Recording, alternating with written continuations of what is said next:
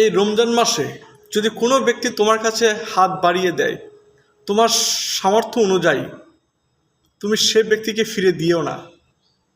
যে ব্যক্তি তোমার কাছে হাত পেতে কোনো কিছু চাচ্ছে, এই হাত পাতা অন্য ব্যক্তির কাছে কিন্তু ভাই অনেক কষ্টের বিষয়, অনেক কষ্টের বিষয়। একটা মানুষের কাছে হাত পাতা, কিছু চাওয়া, এটা কিন্তু ভাই অনেক লজ্জার। প্রত্যেকটা মানুষের মধ্যে লজ্জা আছে। সেই সব লজ্জা ভুলে সে আপনার আমার কাছে হাত পেতে দুটো টাকা চাচ্ছে, কিছু টাকা চাচ্ছে, কিছু অর্থ চাচ্ছে, বা কিছু খাবার চাচ্ছে। ভাই লজ্জা শরম সব কিছু রেখে কেন আপনার আমার কাছে হাত বাড়িয়েছে, কিন্তু সে নিরুপায় হয়ে গিয়েছে। তাই সকল দরজা তার কাছে বন্ধ মনে হচ্ছে, তাই সে মনে মনে আল্লাহকে ডাকতেছে, আর আপনার আমার কাছে হাত পেতে কিছু টাকা বা কিছু খাবার চাচ্ছে।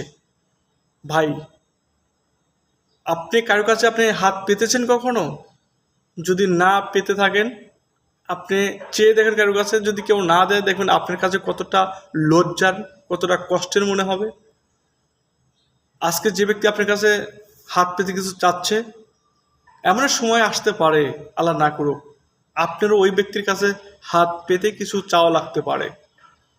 অবশ্যই সব ভেদাভেদ ভুলে একজন মানুষ আরেকজনের মানুষের পাশে যে কোনো ওয়েতে দাঁড়াতে হবে, তবেই আল্লাহ তাআলা আপনার প্রতি রাজি ও খুশি হবে।